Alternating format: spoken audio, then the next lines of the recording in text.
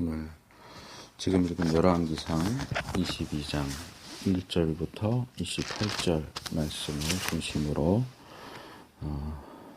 말씀을 나누려고 합니다. 지난주에 우리가 레위기 24장과 출애굽기 20장 두 본문을 살펴보면서 이 여호와의 이름을 저주하는 것, 여호와의 이름을 회방하는 것에 대해서 살펴보면서 우리가 여호와의 이름을 올바로 사용하지 않는 것이 얼마나 위험한 일인가, 하나님이 그것을 얼마나 싫어하시는가 하는 내용을 살펴봤는데, 오늘도 거기에 이어서 여호와의 이름을 잘못 사용하는 것, 또는 여호와의 이름으로 잘못 말하는 것이 얼마나 위험한 일인가 하는 내용을 말씀을 나누도록 하겠습니다.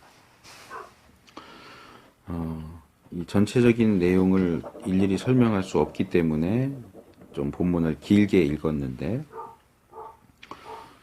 우리가 조금 더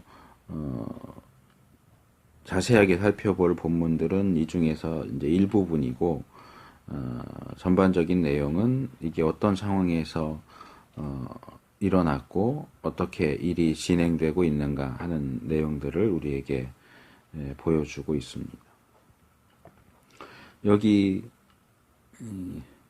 이스라엘 북쪽에 있는 아람과 이스라엘 사이에 전쟁이 없이 3년을 지냈다가 3년째 되는 해인지 3년이 지나서인지 유다 왕인 여호사밧이 이스라엘 왕에게 찾아갑니다. 흥미로운 것은 그 앞에 21장도 보면 엘리야와의 관계 속에서 이 이스라엘 왕이 아합이다 하는 것이 분명하게 제시되고 있는데, 이 22장 우리가 읽은 본문을 보면 아합이라고 하는 이름이 거의 나오지 않아요. 예를 들어서 20절에 보면 누가 아합을 꾀어 죽게 하겠느냐 이렇게 말씀하시는 장면이 나오기는 하지만, 이 앞에 보면 계속 그냥 이스라엘 왕 이렇게 나오고 아합이라고 하는 이름을 사용하지 않고 있는데, 이것도 어느 정도는 의도적인 표현이 아닐까 생각을 하게 됩니다. 유다 왕의 경우는 여호사밧이라고 이름이 나오는데, 여호사밧과는 대조적으로 이스라엘 왕은 그냥 이스라엘 왕이라고만 나와요. 이스라엘 왕 아합 이렇게 나오지 않고, 그래서 이 아합이, 이스라엘 왕이 그 북쪽에 있는 길르앗 라못이라고 하는 땅을, 원래 우리 땅인데 되찾아야겠다.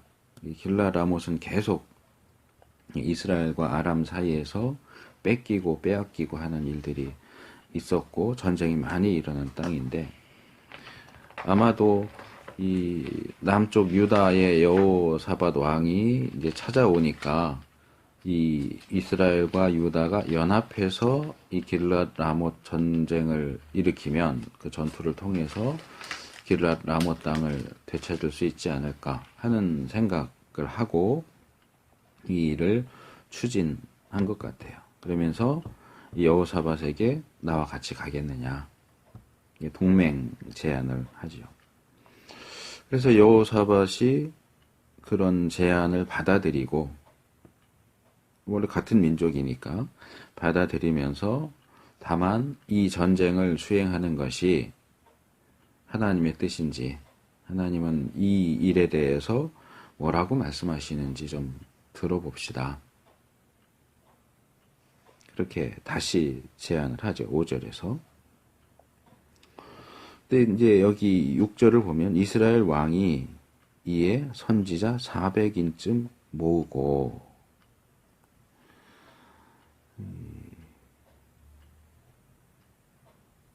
선지자가 400인이라고 하는 이 숫자가 정확하게 400인 쯤이라고 했으니까 정확하게 400인지 그렇지 않은지 알 수는 없지만 아까 말한 것처럼 지금 이 시대가 아합이 다스리던 시대라는 것. 그리고 우리가 잘 알고 있는 그 갈멜산에서 엘리야가 이 아합의 선지자들과 대결을 하는데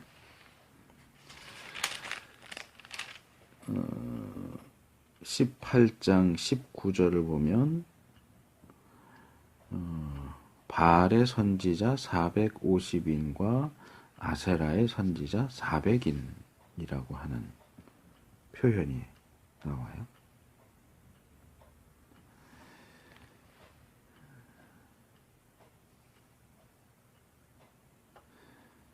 그리고 그 20절 이하 갈멜산에서의 내용을 보면 아세라의 선지자에 대한 언급은 나오지 않고 계속 바알의 선지자 450명에 대한 이야기만 쭉 나오다가 이 사건이 끝나면 그 사건 끝에 40절에 바알의 선지자를 잡되 하나도 도망하지 못하게 하라 해서 기손 시내로 내려가서 거기서 죽였다.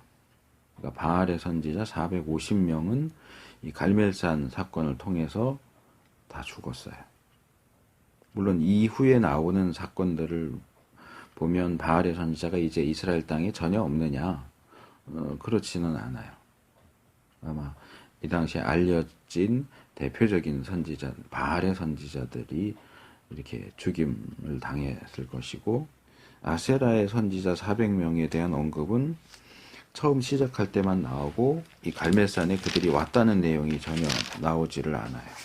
근데 그들의 숫자가 400명이고 여기서 이스라엘 왕이 모은 선지자도 역시 400명이다. 물론 이 이스라엘 왕이 모은 선지자 이 400명이 아세라의 선지자 400명 바로 그 사람들이다 이렇게 말할 수는 없죠. 뭐 같을 수도 있고 아닐 수도 있고 이 부분에 대해서는 우리가 명확하게 말할 수는 없고요. 그리고 더군다나 이 아합이 모은 선지자의 대표격인 사람이 시드기야인데 이 시드기야도 11절에서 시드기야가 어떻게 예언하는가 또 그 나머지 모든 선지자도 어떻게 예언했는가 라고 할 때 11절과 12절을 보면 여호와의 말씀이 라고 말하고 12절에도 여호와께서 이렇게 말하죠. 그러니까 이 사람들이 아세라의 선지자였다면 여호와의 이름으로 예언하지 않지 않았을까? 이들이 여호와의 이름으로 예언을 하는 것을 보면 아세라의 선지자가 아니지 않겠는가 하는 생각을 할 수도 있어요. 근데 이 부분도 역시 분명하지가 않아요. 왜냐하면 이스라엘 전체 역사를 볼 때 이스라엘이 저지른 죄들이 굉장히 많지만 그 중에서도 대표적인 죄가 뭐냐면 우상숭배예요. 우상숭배. 근데 우리가 일반적으로 생각할 때 이 본문이나 또 이 앞뒤의 내용들을 보면 우리가 그렇게 생각하게 되지만 이스라엘이 우상을 섬긴다. 예를 들어서 이 아합 시대에 아합 왕을 비롯해서 이스라엘 백성이 우상을 섬겼다라고 할 때 우리는 이들이 더 이상 여호와 하나님은 섬기지 않고 바알을 섬겼구나 이렇게 생각을 할 수 있어요. 근데 사실상 이스라엘 전체 역사에서 이스라엘이 여호와 하나님을 버리고 바알이나 그 외에 다른 신만 섬겼던 적은 거의 없어요. 무슨 얘기냐 하면 여호와 하나님을 버리고 바알을 섬긴 것이 아니고 여호와 하나님도 섬기고 바알도 섬겼다는 얘기예요.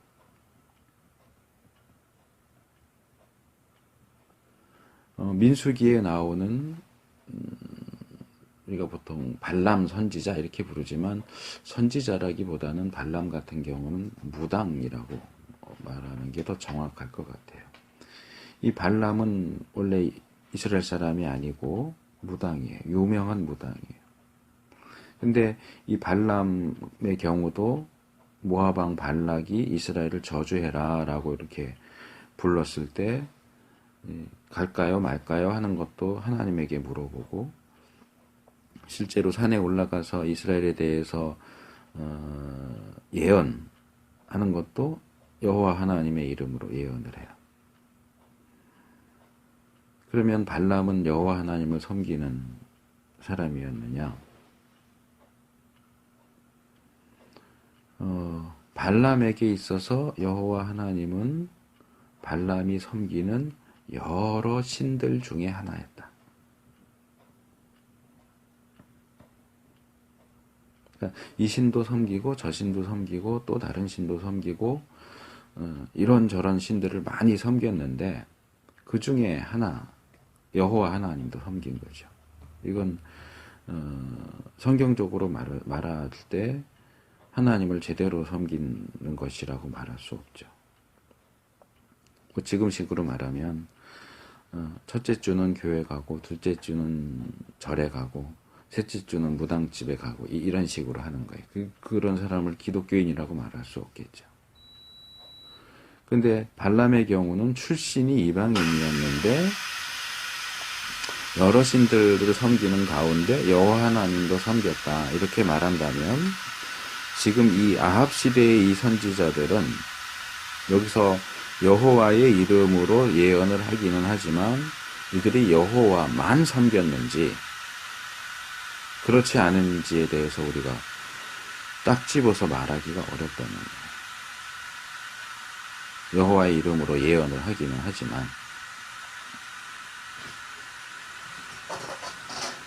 그러니까 이 시대에 바알의 선지자, 아세라의 선지자라고 할 때 그들이 어떤 예언을 하면 뭐 바알의 선지자는 꼭 바알의 이름으로 예언하고 아세라의 선지자는 꼭 아세라의 이름으로 예언했느냐? 그렇지 않았을 가능성이 많아요. 상황에 따라서 바알의 이름으로도 예언하고 여호와의 이름으로도 예언하고, 우리가 지금 함께 읽은 내용을 보면 이 400명 정도 되는 이 선지자들은 말하자면 야당이 아니고 여당이에요. 친아합, 친정부적인 태도를 취하죠. 그래서 바알이 뭔가를 물어볼 때마다, 아합이 뭔가를 물어볼 때마다 항상 아합에게 좋게 대답을 해왔어요. 근데 아합은 여호와 하나님만 섬기는 사람이 아니에요. 여호와 하나님만 섬기는 선지자라면 아합에게 좋게 예언할 수가 없죠. 그 대표적인 예가 바로 21장까지 나오는 엘리야예요. 엘리야가 아합에 대해서 좋게 예언하느냐? 좋게 예언할 수가 없죠. 아합은 여호와 신앙을 제대로 가지고 있지 않은 사람이었습니다. 그리고 이 22장에 보면 엘리야처럼 이 아합의 신앙과 행동 때문에 그에게 반대하는 또 한 명의 선지자가 나오는데 그게 바로 미가야예요. 이물라라는 사람의 아들인 미가야. 아합도 알아요. 이 400년쯤 되는 선지자들이 아합에게 당신이 생각하는 대로 길앗 라못으로 올라가십시오.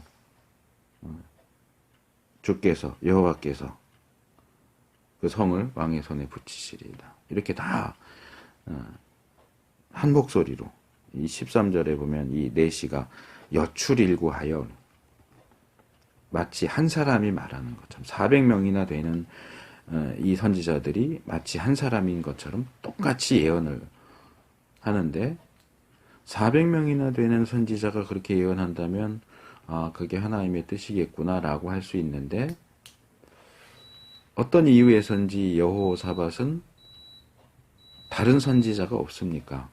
여호와의 말씀을 들을 다른 선지자가 없습니까? 라고 묻고 아합은 미가야가 있다라고 대답을 하죠.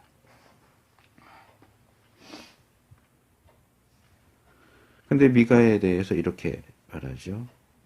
저는 내게 대하여 길한 일은 예언하지 아니하고 흉한 일만 예언하기로 내가 저를 미워하나이다.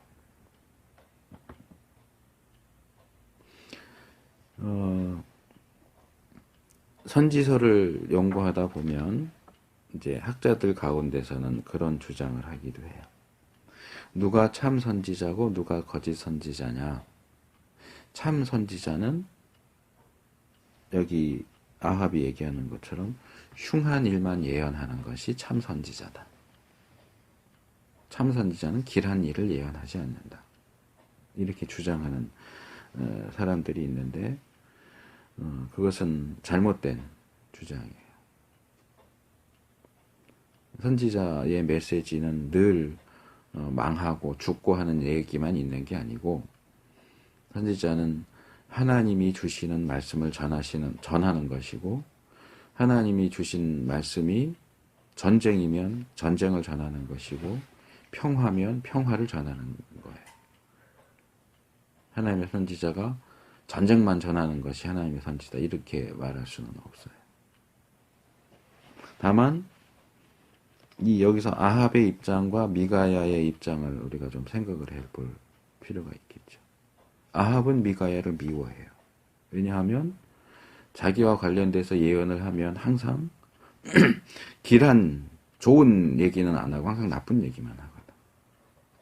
그거는 어떻게 보면 자연스러운 일이죠. 누가 있는데 그 사람이 나에 대해서 얘기할 때마다 나쁜 얘기만 한다. 내가 그 사람을 좋아하기가 힘들겠죠. 당연히. 10번 얘기하면 한 번도 좋은 얘기를 하는 적이 없어. 미워하는 게 어떻게 보면 당연하죠. 근데 문제는 이 미가야가 그냥 단순히 아합을 싫어하는 사람이 아니라 여호와의 선지자라는 거예요. 그러면 여호와의 선지자가 왜 왕인 아합에 대해서 길한 것은 예언하지 않고 흉한 것만 예언하느냐. 그게 과연 미가야의 문제냐 아합의 문제냐. 자기에 대해서 흉한 것을 예언한다고 해서 미가야를 미워하는 것이 과연 옳으냐.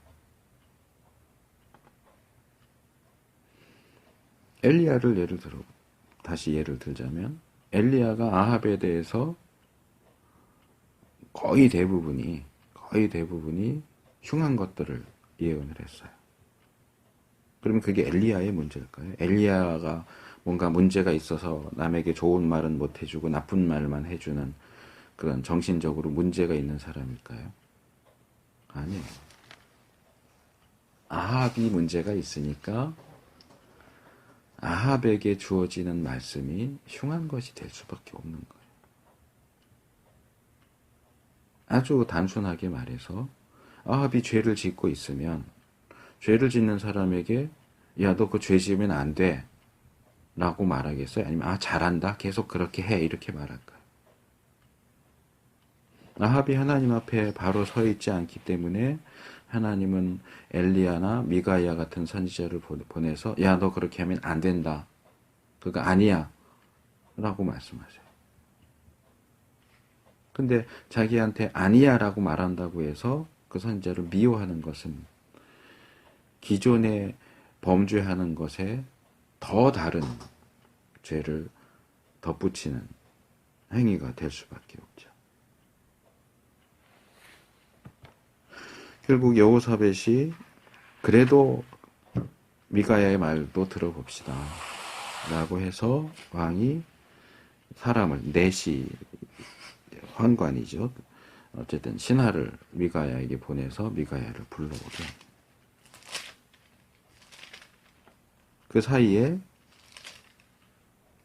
이 400명의 선지자들은 아합과 여호사밧 앞에서 계속 예언을 하고 있어요. 여전히. 9절에 보니까 내시를 불러 이르되 오게 하라 하니라 사람을 보냈고 10절에 보니까 두 왕이 왕복을 입고 자기 보좌에 앉았고 모든 선지자가 예언을 해요. 시드기야가 예언을 하고 다른 선지자들도 예언하고 여호와께서 당신과 함께 하십니다. 당신이 원하는 일이 이루어질 겁니다. 이 신하가 그 광경을 보면서 떠났겠죠. 그래서 미가야를 찾아가서 자기가 본 그대로 말하죠. 선지자들의 말이 여출일구하여 왕에게 길하게 한다. 당신도 그렇게 해라. 그게 좋지 않느냐. 400명이나 되는 선지자가 오케이 하는데 너만 가서 노 이럴 필요는 없지 않느냐. 아합 왕도 전쟁을 하기를 원하고 여호사밧도 거기에 반대하지 않고 다만 하나님의 뜻이 뭔지를 묻고 갑시다 하는 거지 나는 안 갑니다. 나는 전쟁 안 합니다. 이게 아니고 당신이 전쟁하러 가면 나도 가겠다. 그런데 하나님의 뜻이 뭔지만 좀 알고 갑시다. 아합도 가자. 여호사밧도 갑시다. 400명의 선지자도 가십시오. 승리할 겁니다. 이런 어떻게 보면 이런 축제 분위기에 끼어들어서 당신이 찬물을 끼얹을 필요는 없지 않느냐. 그럼 당신도 미움받을 거고 왕도 기분 나쁠 거고 왕이 당신을 가만두겠느냐.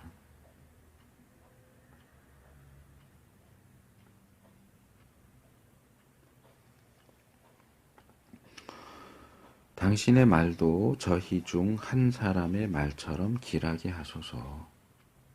이것은 모든 시대에 하나님의 선지자와 하나님의 종들이 받는 유혹이에요. 라틴어로 복스 포플리라고 하는 말이 있어요. 복스는 소리, 보이스고 포플리는 피플이. 그러니까 사람들의 소리, 다수의 소리. 이 선지서를 연구할 때 중요한 주제 중에 하나인데 모든 선지자들은 복스 포플리를 따라가고 싶은 유혹을 받아요. 다수의 사람들이, 거의 모든 사람들이 듣고자 하는 게 뭘까요? 길한 거예요. 자기에게 길한 얘기예요. 잘한다. 너가 원하는 것이 이루어질 것이다. 전에도 한번 내가 설교하면서 얘기했지만 한동안 베스트셀러가 됐던 어느 작가의 책이 나는 내가 무엇을 하든지 내 편이다. 그것처럼 그냥 편 들어주는 거예요. 좋은 얘기 해주고 싫은 얘기하면 그 사람이 날 싫어할 걸 뻔히 아는데 그 사람이 권력을 가진 사람이라면 나를 괴롭게 하고 벌 주려고 하고 고통스럽게 하려고 하고 그럴 게 뻔한데 구태여 부정적인 얘기, 싫어하는 얘기를 할 필요가 뭐가 있을까? 좋은 게 좋은 거지.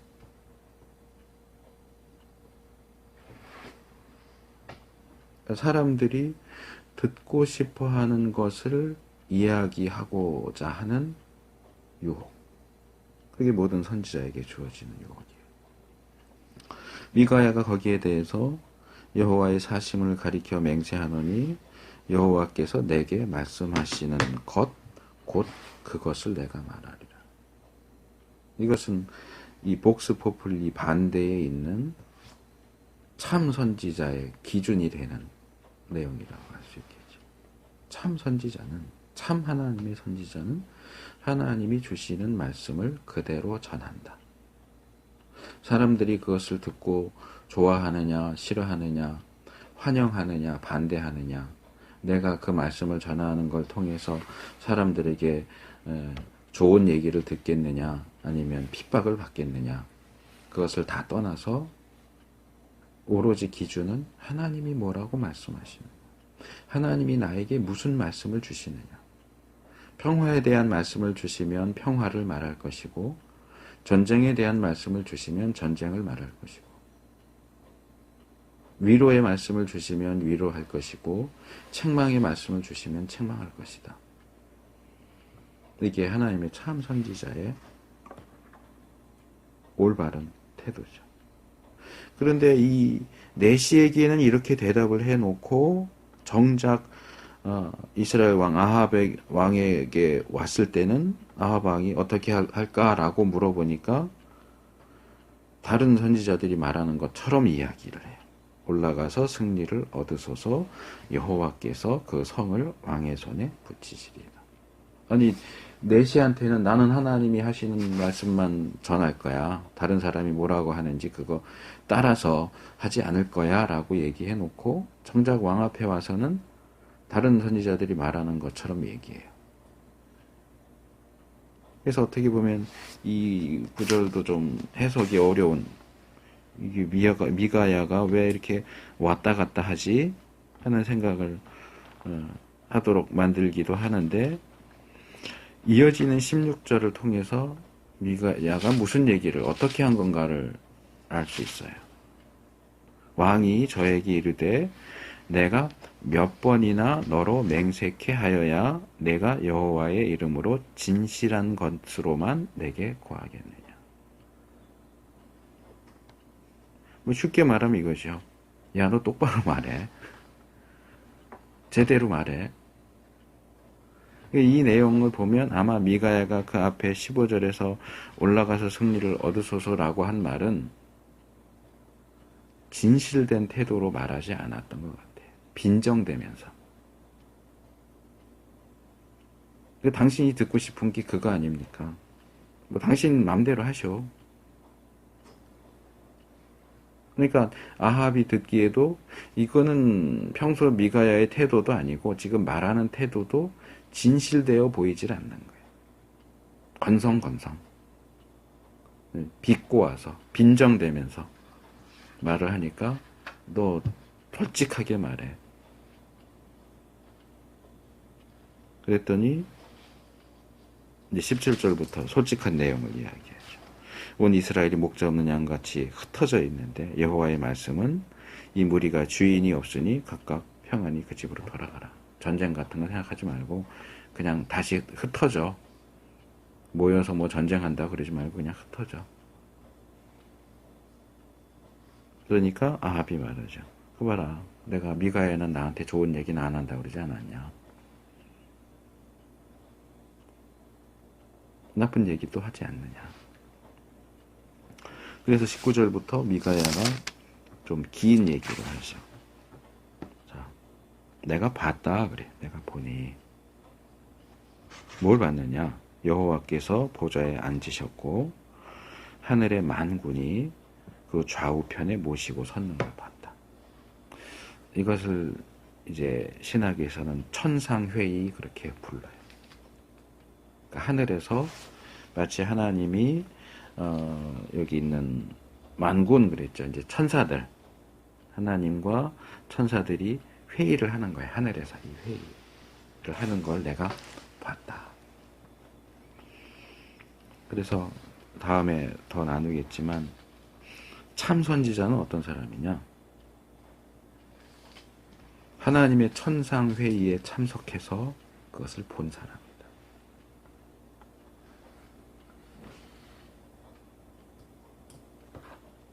하나님이 무슨 생각을 하시는지, 하늘에서 어떤 일들이 진행되고 있으며 계획되고 있는지를 본 사람. 좀 더 보편화시켜서 말하면 하나님의 뜻이 무엇인지 보아서 아는 사람. 하나님이 계신 곳에서 무슨 일이 일어나는지를 보고 아는 사람. 그래서 그것을 전하는 사람이 참 선지자.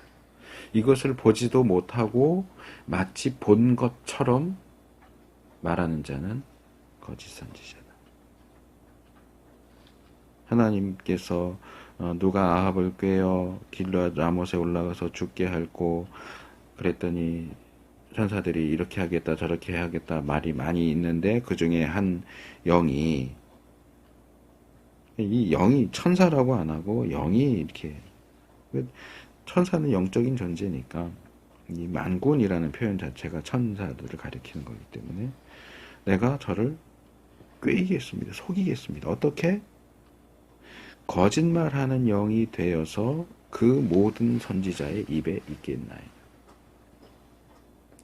그의 선지자들을 속여서 이것이 하나님의 뜻인 것처럼 길랏 라못에 가서 전쟁을 하는 것이 하나님의 뜻이고 거기 가서 전쟁을 하면 이길 수 있는 것처럼 이 선지자들을 속이겠습니다. 그래서 하나님이 그래 그렇게 해라 라고 말씀하시는 것을 미가야가 봤단 말이에요. 그리고 지금 이 천상에서 그런 일이 있었고 이제 지상에서 이스라엘 왕 아합과 유다 왕 여호사밧이 보고 있는 모든 선지자들이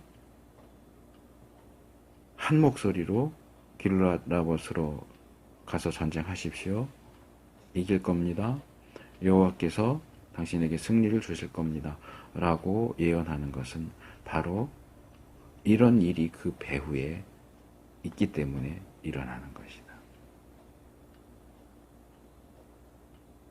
지금 저 선지자들은 속고 있는 거고 당신들은 저 선지자들에게 속고 있는 거다. 사실은 이렇다.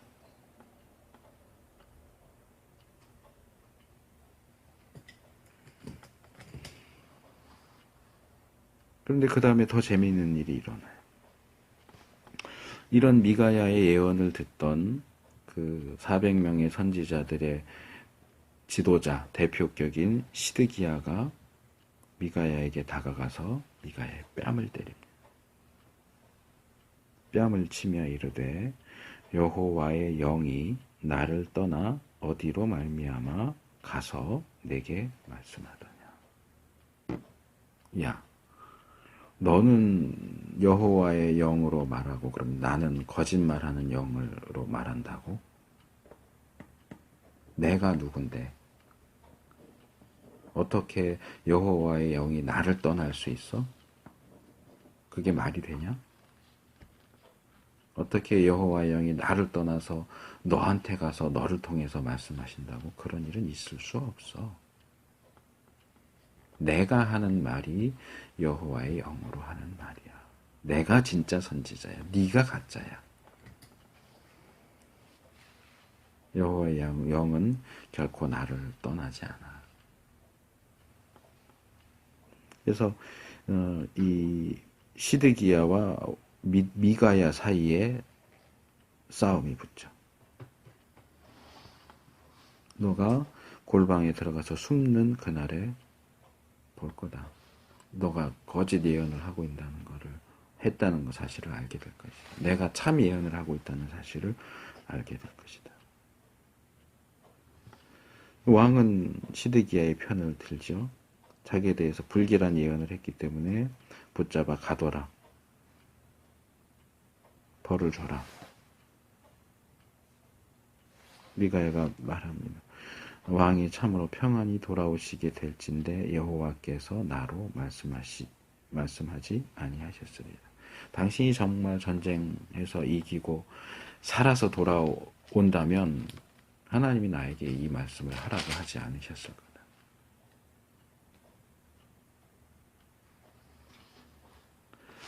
거다. 중간중간에 필요한 부분들을 이야기를 했지만 이제 지금 우리가 읽은 본문을 전체적으로 다 훑었어요.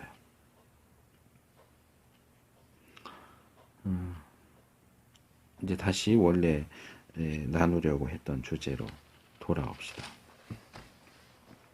지난주에 우리는 여호와의 이름을 함부로 사용하는 것의 위험성에 대해서 살펴봤고 오늘은 그것에 어떻게 보면 가장 대표적일 수 있고 또는 가장 중대한 문제라고 할 수 있는 여호와의 이름으로 거짓을 말하는 거짓 선지자의 문제, 거짓 선지자와 참 선지자의 문제를 이 미가야를 통해서 살펴봤습니다. 이 거짓 선지자에 대한 이야기를 좀 더 몇 번 더 할 건데 이 거짓 선지자는 크게 둘로 나눠져요. 하나는 자기가 거짓 예언을 하고 있다는 것을 아는 거짓 선지자가 있고, 자기가 거짓 예언을 한다는 사실을 모르는 거짓 선지자가 있어요. 본문에 나오는 시드기야와 400명의 선지자들은 자기들이 거짓을 말한다는 사실을 모르고 있는 거짓 선지자예요. 아까 말한 것처럼 속았죠. 거짓말하는 영에게 속아서 거짓된 내용을 예언하는데 자기들은 그것이 참된 예언이라고 생각을 하고 있어요. 근데 오히려 이런 케이스는 더 적고, 다음에 우리가 예레미야서하고 에스겔서를 좀 살펴볼 건데, 거기서 제시되는 보다 일반적인 거짓 선지자는 자기가 거짓말하고 있다는 사실을 알고 있는 거짓 선지자들이에요. 아까 중간에 말했던 것처럼 이 사람들은 대중이 듣고 싶어하는 얘기를 전하는 사람들이에요. 여호와의 이름으로 말하지만 여호와 하나님은 그것을 얘기하신 적이 없어요. 사람들이 승리를 원하니까 하나님이 승리를 말씀하시지 않았는데 하나님이 승리를 말씀하셨다고 예언을 하는 거죠. 그러니까 자기 스스로 자기가 전하는 메시지가 사실이 아니라는 것, 하나님이 말씀하신 내용이 아니라는 것을 알고 있어요. 그들에 대한 것은 다음에 살펴보도록 하겠고, 어쨌든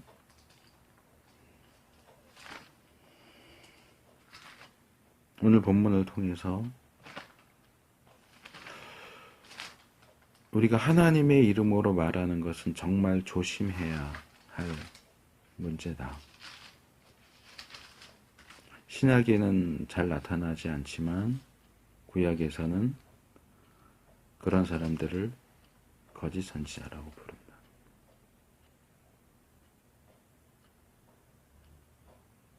이건 우리가 굉장히 고민해야 할 문제예요. 우리가 성경을 읽거나 공부하거나 그러면서 그것을 다른 사람에게 나눌 때도 하나님이 나한테 말씀하셨어요.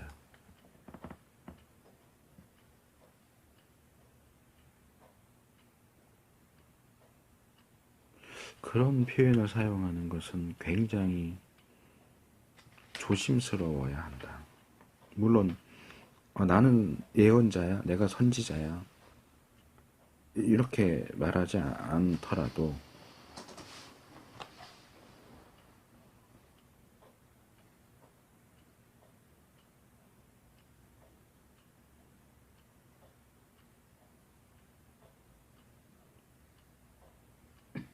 하나님이 나에게 말씀하셨다라고 하는 표현은, 예를 들어서 우리가 지금처럼 이렇게 성경 말씀을 읽으면서 이거 하나님이 나에게 이렇게 말씀하시는구나, 이런 걸 하지 말라고 하시는구나, 이런 걸 하라고 말씀하시는구나, 이렇게 개인적으로 뭔가 깨닫고 은혜를 받는 건 좋아요. 그거는 크게 문제될 건 없어요. 근데 이것을 다른 사람에게 말할 때는 문제가 달라진다는 거예요.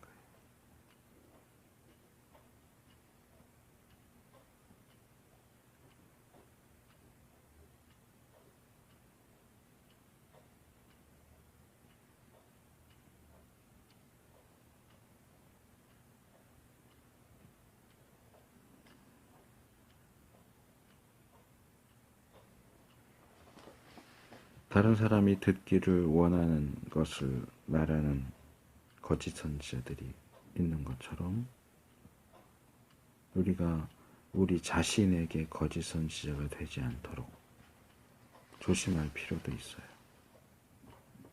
내가 듣고 싶은 것, 내가 좋아하는 것, 말씀을 읽으면서도 나는 이거는 싫어. 난 이건 인정할 수 없어. 이건 좋아. 괜찮아. 우리 스스로가 말씀을 내가 받아들일 수 있는 말씀, 내가 받아들이기 싫은 말씀 이렇게 구분해서 똑같은 하나님의 말씀인데 나 자신에게 내가 좋아하는 말씀만 들려주는 것도 그것도 굉장히 큰 문제가 되겠죠. 어쨌든 결론적으로 말해서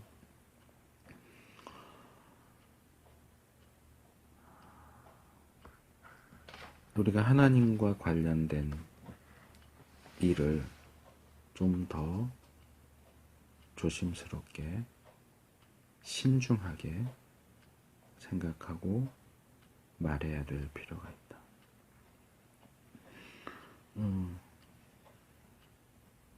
그 영국의 신학자인 제임스 패커라는 분이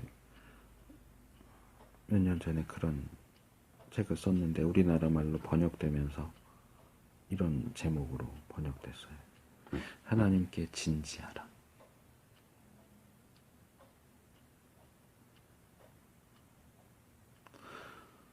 우리가 하나님을 대할 때 진지해야 돼요. 가벼우면 안 돼요.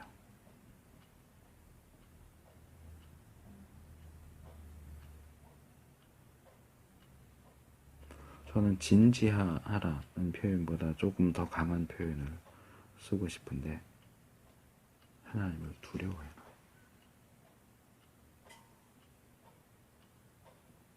이건 제가 만든 표현이 아니고 성경에도 나와요.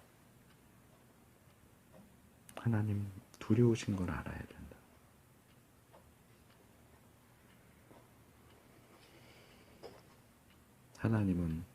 하나님의 이름은 내가 손에 잡고 무슨 파리채 휘둘듯이 그렇게 막 휘두를 수 있는 대상이 아니에요.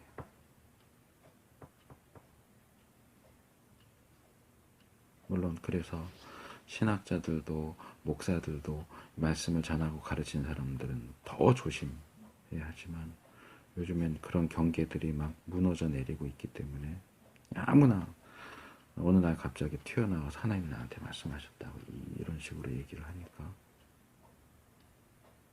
내가 볼 때는 무슨 유행 같아요. 그거 따라가지 않아야 돼.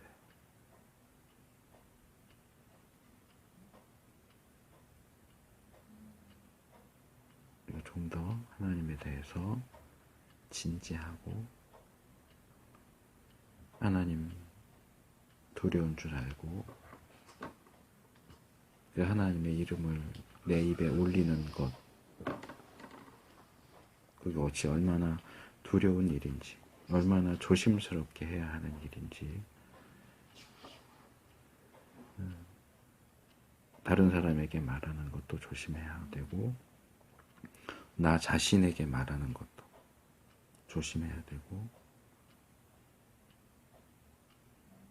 성경적인 기준에 따라서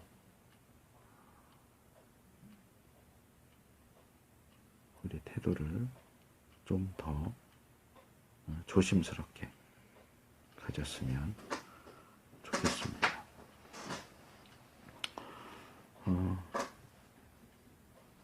오늘도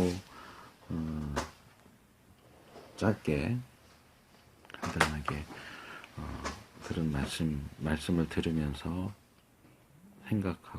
생각했던 것 또는 결단한 것 뭐 그런 것들 좀 나누고 마치도록 하겠습니다. 누가 먼저 나눌래요?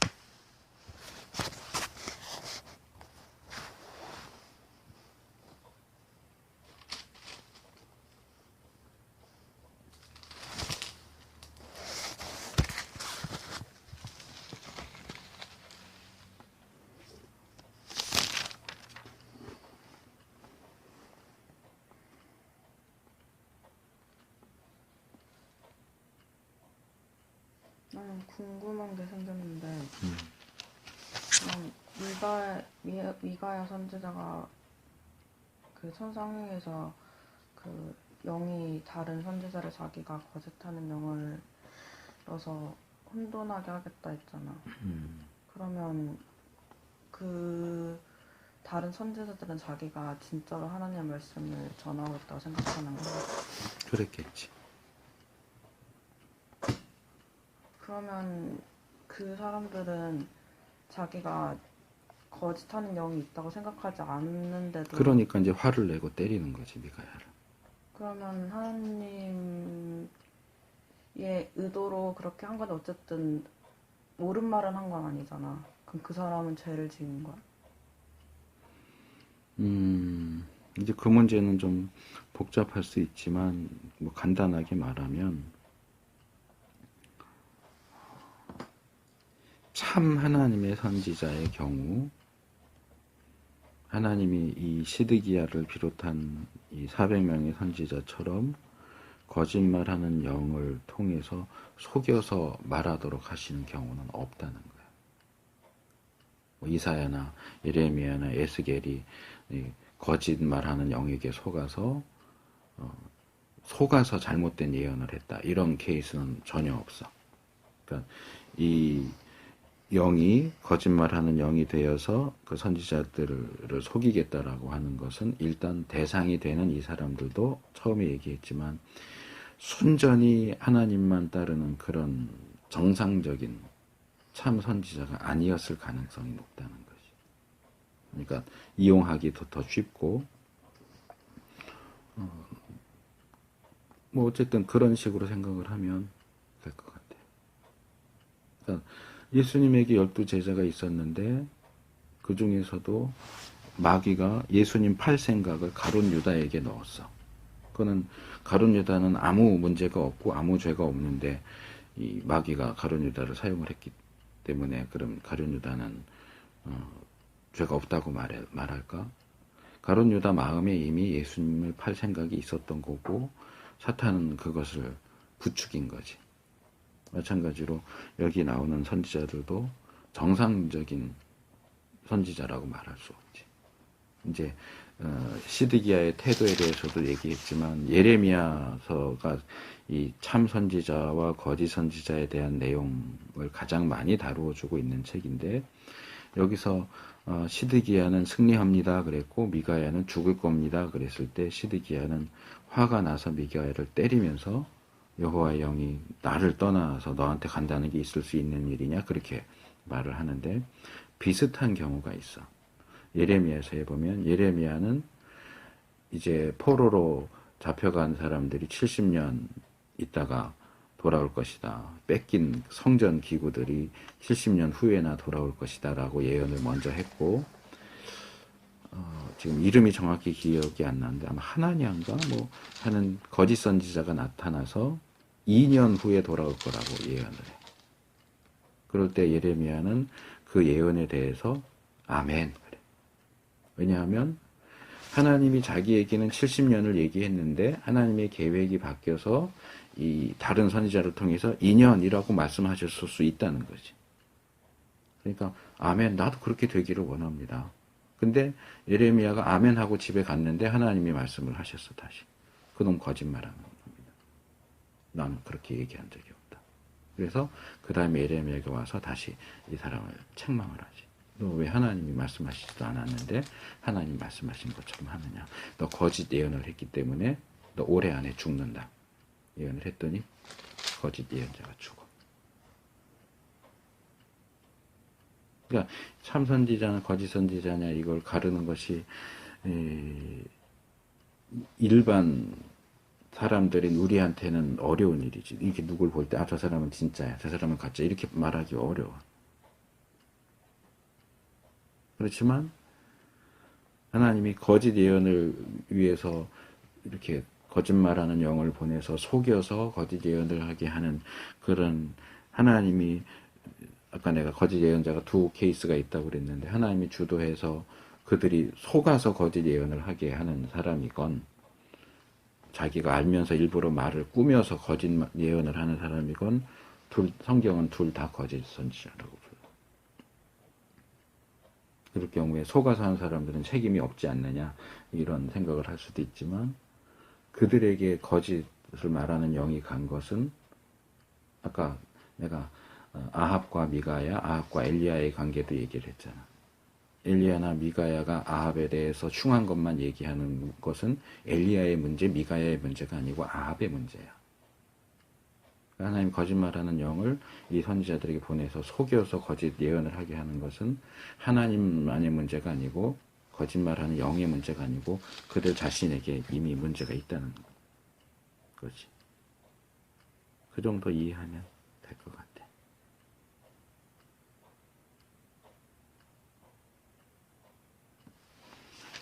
됐어? 그 사람은 원래 그런 완전히 선한 사람이 아니기 때문에 그렇지. 그런 선과 악을 다 자기 가지고 본래 있고 가지고 있는 그거에 그 영이 들어갈 만한 사람이니까 그렇지. 들어갔다는 건데 그렇게 봐야지. 그러면 어쨌든 거짓말하는 영이 들어가서 그렇게 예언하는 거는 잘못된 거잖아. 그렇지. 그러면은 그 사람의 죄가 그 영이 들어가서 더 가해지는 거 아니야? 아니 안 들어갔다면은 그렇게 말 안 할 수도 있잖아. 안 들어갔다면 이 상황에서 안 할 수도 있었겠지. 근데 다른 상황에서 또 그렇게 할 거야.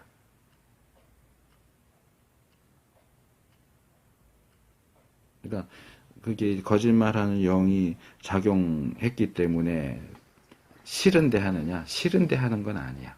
그러니까 싫은데 하는 게 아니라 어쨌든 그러니까 싫은 게 한다는 게 아니라 어쨌든 그 사람의 성질이 약간 그런 성향이기 때문에 그러니까 갑자기 안 하던 사람이 갑자기 바뀌고 이런 건 그런 건 아니야. 그런 건 아닌데 원래가 그래도 그 말을 안 했을 수도 있잖아. 그렇지. 그 상황에서 거짓말하는 이 영이 거짓말하는 들어가지 영이 않았다면. 작용하지 않았다면 이 상황에서 안 했을 수도 있는데 그럼 그 상황에서는 어쨌든 죄를 짓는 거 아니야? 어떤 상황? 거짓말하는 영이 들어가서 거짓된 예언을 하는 것도 죄를 짓는 거 아니야? 그것도 죄를 짓는 거지. 근데 그게 혼자 사는 것보다는 그런 영이 들어가서 하게 된 거잖아. 그러니까 아까 말한 것 그게 이제 거기서 중요한 게 그거야. 나는 전혀 생각이 없는데 거짓말하는 영이 들어왔기 때문에 한 거다. 그게 아니라는 거지. 내 안에 이미 죄된 요소가 있어. 어차피 나올 죄라서 어차피 나올 건데 이제 거기서 이제 말하자면 조금 더 자극이 강하게 주어졌다. 이 정도로 생각을 해야지. 이 사람은 어쨌든 거짓 예언을 하는 사람이고 뭐 발람도 반대로 원래 무당이지만 하나님이 그의 입을 들어서 참된 예언을 하게 하셨지만 그렇다고 해서 우리가 발람을 참선지자라고 말하진 않아. 그는 어차피 악한 사람이. 하지만 하나님이 악한 사람을 들어서 일시적으로 예외적으로 참 예언을 하게 하신 것뿐이지. 그렇다고 해서 이 사람이 죄가 없다라고 말할 수 없는 거예요. 그게 이제 출애굽기에도 비슷한 내용이 나오는데 이 10가지 재앙을 할 때 바로가 계속 뭐 보낸다 그랬다 안 한다 그랬다 이런 상황에서 하나님이 바로의 마음을 강팍하게 하셨다라고 하는 표현이 나와. 그러니까 그 부분을 이제 많은 사람들이 오해하는데 바로는 이스라엘을 보내주고 싶은데 하나님이 바로의 생각을 보내지 않도록 마음을 먹도록 부추겼다 또는 그렇게 만들었다. 그러니까 바로는 아무 죄가 없는데 그게 아니고 그게 아니라 나는 그러니까 원래 그런 마음을 갖고 있는데 그러면 강도가 약할 수 있잖아. 근데 그런 거짓말한 영이 들어와서 그 강도가 강해진 거잖아. 그럼 제 강도가 높아진 거 아니야? 그럴 수 있겠지. 그러면 하나님이 생각하시기에 제 강도가 높아진 거에 따라서 벌도 더 그거는 내려간다. 그러니까 그거를 제 강도를 따질 때 그게 원래 약한 죄는 갖고 있지만 그런 영 때문에 조금 더 깊어진 거라면은 그거는 어떻게 생각하죠? 하나님이 그런 걸 다 아시지. 그건 당연한 거 아니야. 그러니까 바로 얘기를 하다 말았지만 그 강팍하게 하셨다는 얘기는 하나님이 적극적으로 바로가 원래는 보내고 싶은데 안 돼라고 말하도록 만들었다는 얘기가 아니고 바로는 원래 보내고 싶은 마음이 없는데 하나님이 은혜로 역사하셔서 그 마음을 부드럽게 하고 그래도 보내줄까 하는 그런 역사를 하실 수 있지만 그걸 안 하셨다는 거예요. 자기 마음대로 하도록 그냥 내버려 두셨다 그런 뜻이야.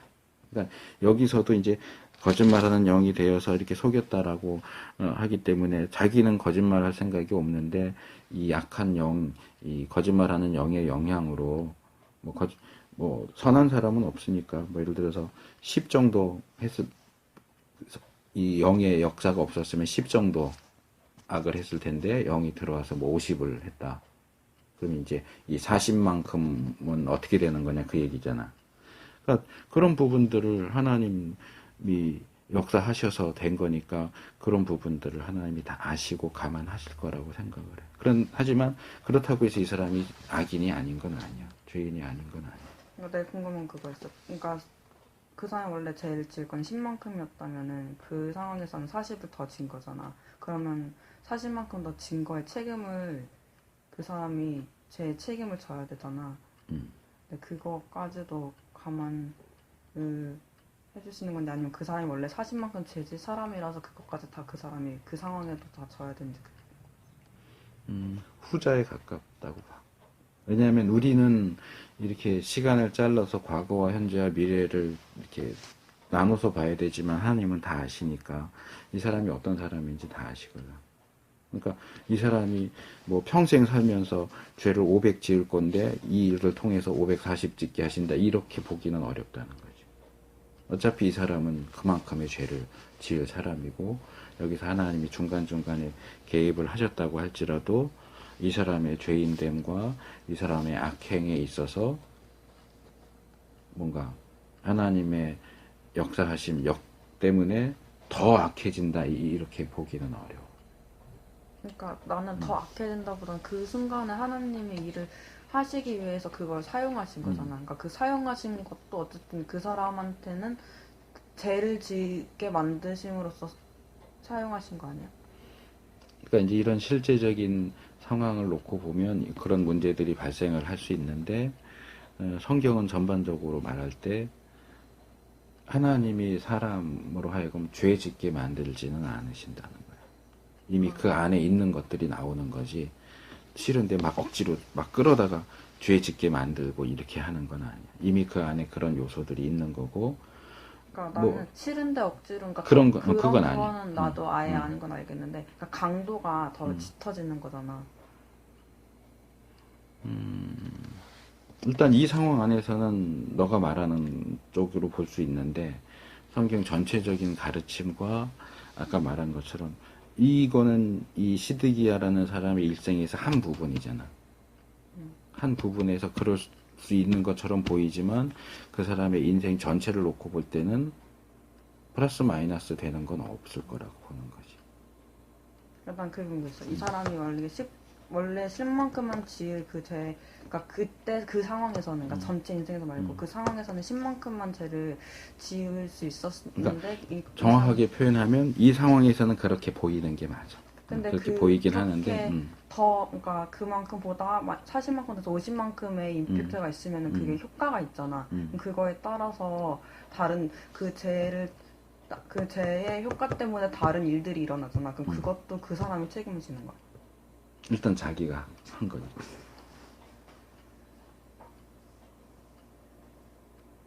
그러니까 그런 비슷한 논리가 이런 거야. 가룟 유다가 예수님을 팔았기 때문에 예수님 십자가에 죽었다. 가룟 유다가 예수님을 팔지 않았다면 우리의 구원도 있을 수 없다. 가룟 유다는 우리가 구원받는 데 있어서 중요한 공을 세웠다. 이렇게 말할 수는 없잖아. 그렇게 말하는 사람이 실제로 있거든. 근데 가룟 유다가 예수님을 판 건 죄지. 자기가 싫은데 판 것도 아니고. 거기에서 나오는 파급 효과가 그래서 예수님 십자가에 죽어서 사람들이 구원받게 됐다고 해서 그걸 가룟 유다의 공이다라고 말할 수는 없어. 나는 가룟 유다는 이해가 안 돼. 여기는 조금 여기. 그러니까 그런 부분이 있어. 이렇게 본문 자체들을 하나씩 볼 때는 그 가룟 유다는 사탄의 영이 들어갔다고 약간 그런 뉘앙스로 성경에 써 있어서 약간 그거는 뭔가 얘기했는데 이거는 선상회의에서 영이 얘기한 거면은 나쁜 영이 얘기한 게 아니잖아. 그거를 거짓말하는 영이 그러니까 천사가 거짓말하는 영을 사용해서 그 사람들을 혼란스럽게 하겠다 했으니까 그것도 천상회의에서 이루어진 거잖아. 그러니까 사탄이 자기 이렇게 한 게 아니라 그러니까 사탄도 하나님의 역사에 들어가겠지만 또 뭔가 하나님 뭔가 헷갈렸어. 그러니까 그 욥기에 그 욥기에도 천상회의 장면이 나오지. 장면인데 그러니까 사탄이 하는 것도 근데 그거는 욥만 치신 거잖아. 어떤 아니, 다른 사람 그건 전반적인 원리야. 그러니까 사탄이 가룟 유다에게 예수님 팔 생각을 넣은 것은 하나님은 무관하고 사탄만 한 거라고 볼 수는 없어. 그것도 전반적으로 보면 욥기하고 같은 케이스고 가룟 유다의 케이스와 여기 시드기야의 케이스도 다른 케이스는 아니야. 같은 거야. 같다고 봐야 돼.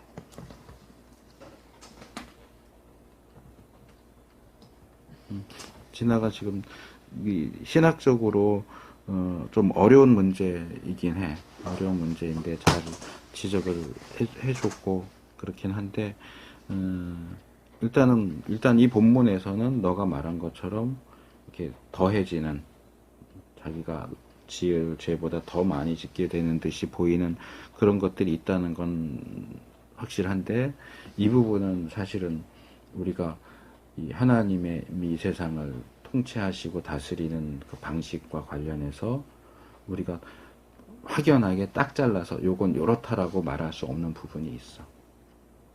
근데 아까 말한 것처럼 성경 전체적인 가르침을 놓고 볼 때 이 사건만 놓고 보면 이 사람이 10만큼만 죄를 지을 수 있었는데 50만큼 죄를 지었으니까 나머지 40은 그거는 이 사람 책임이 아니지 않느냐라고 할 수 있는 그런 부분이 분명히 보이기는 하지만 성경 전체의 가르침을 놓고 볼 때는 그 50에서 40은 이 사람의 책임이 전혀 없다고 말할 수 없다.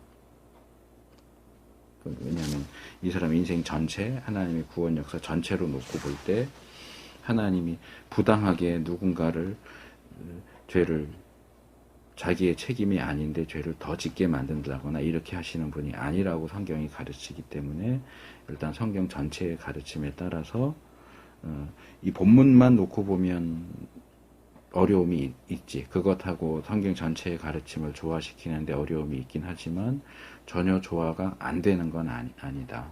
그것이 어떻게 조화되는지 우리가 명백하게 밝혀내거나 설명하기는 어려워. 그거는 사실이야. 어렵지만 성경 전체적인 가르침이 한 본문에서 이야기하는 것보다 더 중요하고 더 큰 원리로 받아들여져야 하기 때문에 일단 그 정도 선에서 이야기하고 넘어가면 좋지 않겠나 생각이 드네.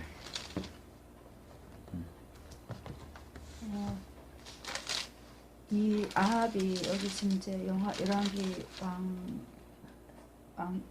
열왕기 상이 이제 끝나는 무렵인데 이때 그 가장 악한 왕 유다의 아합 왕이 죽기 직전에 이제 있는 일들을 이제 바로 이제 여기 서술한 것들에서 그 바로 앞에 보면은 그 아람 군대와 그 이스라엘의 전쟁이 있었고 그때 또 선지자가 나타나서 그때 그 아람 왕인 베나닷을 살려주는 사건이 또 20장에 있고, 그러니까 이때도 보면은 아합이 속아서 그 살려주게 되고 오히려 약조를 정하고 그 다음에 그 내용이 이제 그 30절 전쟁이 잠깐 휴전하면서 이런 일들이 생기고 그 다음에 그 뒤에 보면은 35절부터는 이렇게 그 아합 왕이 아람 왕을 살려준 사건에 대해서 하나님이 선지자를 보내셔가지고 분명히 또 말씀하시고 너가 살려준 그 목숨을 네가 대신할 거라고 하나님이 아람 왕 베나닷을 죽이시려고 원하셨는데 너가 살려줬기 때문에 내가 너의 목숨을 찾을 것이고 그리고 이렇게 말씀하시는 게 이제 그 20장 후반절에 나오고 그 다음에 21장에 나봇의 포도원 사건이 나오는데 그러니까 그냥 이 성경 말씀에서 봤을 때 아합이라는 사람은 얼마나 악한 왕이었는데 가장 악하다고 표현하셨고 그 영향력이 그 아내인 바알의 바알을 숭배했던 그 아내 이세벨과 무관하지 않고, 그리고 이 사람이 그 하나님을 경외하는 데서 떠남으로 인하여 계속 연결되는 사건들이 이렇게 쭉 오다가 마지막 이제 그 아합의 운명이 이제 마지막에 오는 게 이제 오늘 사건인데, 오늘 말씀인데, 여기에서 저는 이제 뭘 이제 봤냐면, 그냥 지나가 말한 거랑 연결도 되는데, 그냥 갑자기 그 거짓말하는 영이 천생교회에서 이렇게 연결된 것이 아니라, 이미 이 아합에 대한 그 하나님의 정말 그 오래 참으심, 오래 기다리심, 또 그런 것과 그 다음에 아합이 계속해서 그 야곱에서는 말씀처럼 그 욕심이 잉태한 즉 죄를 낳고 죄가 장성한 즉 사망을 낳느니라. 그러니까 죄인된 인간의 그 본성 따라서 이렇게 쭉 진행해 온 그 인간의 말로가 어떻게 되는 건지를 보는데, 그거에 그 하나님의 그 주권 속에서 일어나고 있는 일들, 그리고 거기에 연계해서 일어나는 일들과 이렇게 연결되어서 목사님 말씀하신 대로 하늘의 천상 회의가 땅에 어떻게 반영돼서 그것이 이루어지는지를 볼 수 있었고, 거기에 저가 주목해서 본 것은 그냥 오늘 있는 사건만이 아니라 쭉 아합의 일생, 아합의 사람됨, 그러니까 하나님을 경외하고, 그 다음에 그 잠언에 보면은 하나님을 경외하는 것이 지혜의 근본이고, 그 다음에 그 거룩하신 자를 아는 것이 명철이라 하셨고, 악에서 떠나는 것이 명철이라고 욥기 28장 28절에서 있는데, 이미 하나님을 경외하는 데서 떠났고, 그리고 그 거룩하신 자를 아는 데서, 그리고 악에서 떠난 데서 이미 그 아합이 멀리 갔기 때문에 이제는 더 돌이킬 수 없는 데까지 온 상황이 이제 마지막 그 천상 회의와 연결되어서 이렇게 이제 실행되는 그 사건이라고 보고, 그럴 때 이 앞에도 보면 계속 선지자들이 등장하게 되고, 물론 엘리야도 등장했고, 그 다음에 여기 보면 또 선지자가 21장에도 나오고 20장에도 나오고 이렇게 나오는데, 그때마다 이 선지자들 또한 그 이미 마음이 치우쳐 있기 때문에 이 그 거짓말하는 영이 왔을 때 분별을 못했다고 저는 그렇게 생각이 들어요. 그러니까 내가 하나님을 경외하고 악에서 떠나기를 원하고, 그리고 목사님 말씀하신 대로 그 하나님의 성품이 어떠신지, 하나님이 누구신지를 알면 이거는 하나님께로부터 온 건지 아닌지를 알 수 있을 것 같고, 또 그것뿐만 아니라 이 왕에 대해서도 이 왕이 정말 어떤 왕인지를 알면 왕에게 아첨하듯이 그렇게 치우쳐서 예언을 하거나 그러지 않을 것 같고, 갑자기 선한 선지자인데 미혹받아서 그러지는 않을 것 같아요.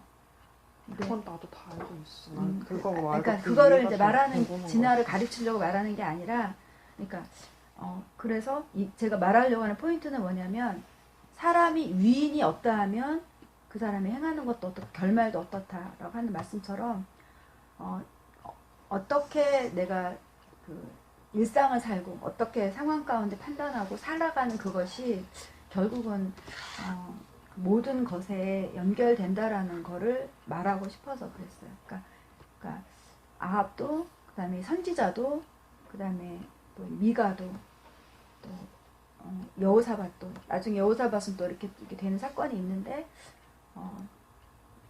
그래서 그냥 이제 오늘 설교에 선지자뿐만 아니라 선지자든 아니든 그 하나님 말로 뭘 하든 안 하든 어떻게 하나님과 동행했느냐가 가장 중요한 것 같아요.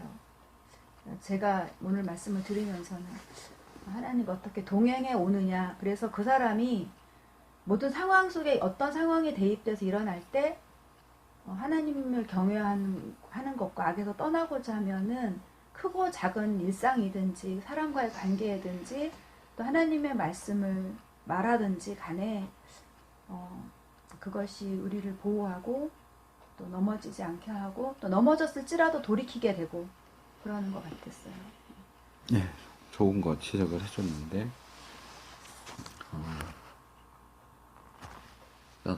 그 요즘 애들이 하는 표현으로 갑자기 툭 튀어나와가지고 어떤 사람이 그런 사람이 아니었는데 어느 날 갑자기 툭 튀어나와서 오늘부터 나 목사야.